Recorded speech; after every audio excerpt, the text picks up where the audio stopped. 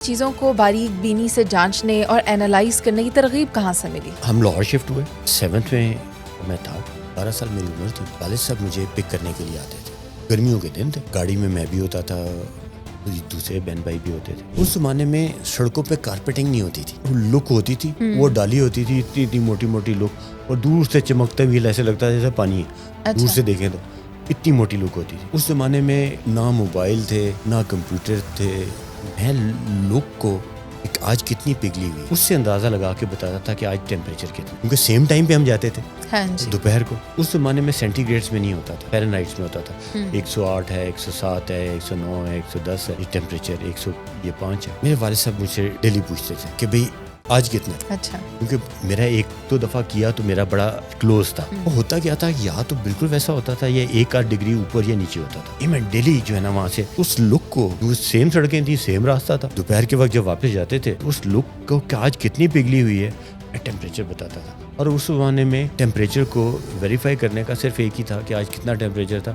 رات کو خبر نامے کے بعد ایک ہوتا تھا موسم کا حال، 9 بجے خبر نامہ ہوتا تھا، اس کے بعد ہوتا تھا موسم کا حال، اس موسم کے حال کے اندر ہوتا تھا۔ ڈاکٹر صاحب میں جاننا چاہوں گی چیزوں کو باریک بینی سے جانچنے اور اینالائز کرنے کی ترغیب کہاں سے ملی؟ یہ ایسا ہوا کہ ہم لاہور شفٹ ہوئے، 7th میں تھا، 12 سال میری عمر تھی۔ میرے والد صاحب مجھے پک کرنے کے لیے آتے تھے، گرمیوں کے دن تھے، گاڑی میں بھی ہوتا تھا، دوسرے بہن بھائی بھی ہوتے تھے۔ تو اس زمانے میں سڑکوں پہ کارپیٹنگ نہیں ہوتی تھی،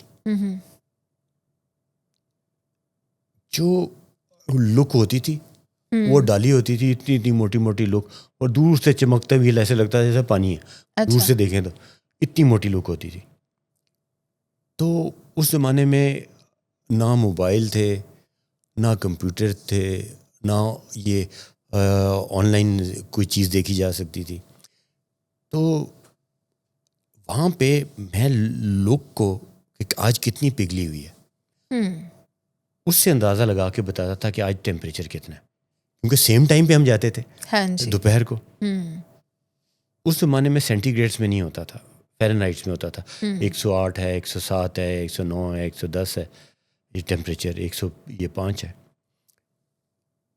میرے والد صاحب مجھ سے ڈیلی پوچھتے تھے کہ بھئی آج کتنا ہے، اچھا، کیونکہ میرا ایک دو دفعہ کیا تو میرا بڑا کلوز تھا، ایکوریٹ، ایک وہ ہوتا کیا تھا یا تو بالکل ویسا ہوتا تھا یا 1-8 ڈگری اوپر یا نیچے ہوتا تھا۔ یہ میں ڈیلی جو ہے نا وہاں سے اس لک کو، سیم سڑکیں تھیں، سیم راستہ تھا، دوپہر کے وقت جب واپس جاتے تھے تو اس لک کو کہ آج کتنی پگھلی ہوئی ہے میں ٹیمپریچر بتاتا تھا۔ اور اس زمانے میں ٹیمپریچر کو ویریفائی کرنے کا صرف ایک ہی تھا کہ آج کتنا ٹیمپریچر تھا۔ رات کو خبر نامے کے بعد ایک ہوتا تھا موسم کا حال، اچھا، 9 بجے خبر نامہ ہوتا تھا، اس کے بعد ہوتا تھا موسم کا حال، اس موسم کے حال کے اندر ہوتا تھا۔ مطلب صبح آپ اپنے ابو کو بتاتے تھے اور رات میں وہاں سے ویریفیکیشن ہوتی وہ تھی؟ سارے بیٹھے ہوتے تھے نا، کیونکہ ایک ہی ٹی وی تھا، سارے اس کے پاس دیکھتے تھے، اور خبر نامے کے بعد ہمارے گھر میں سب یہ سونے کی تیاری کرتے تھے۔ اچھا، کیوں والد صاحب دیکھتے تھے پورا خبر نامہ، تو ہم نے، کیونکہ ایک ہی کمرے میں اے سی چلتا تھا اور اسی کمرے میں یہ ٹی وی ہوتا تھا، خبر نامے کے بعد پھر سارے سوتے تھے۔ تو وہاں پہ جی رات کو وہ ہوتا تھا، اور اس سے مجھے چیزوں کو بہت ہی مائنیوٹلی دیکھنے کا، باریکی سے دیکھنے کا، اور ان کو اینالائز کرنے کا، ان کا یہ گہرائی میں جائزہ لینے کا ایک شوق بھی بڑھ گیا، ایک عادت بھی بن گئی۔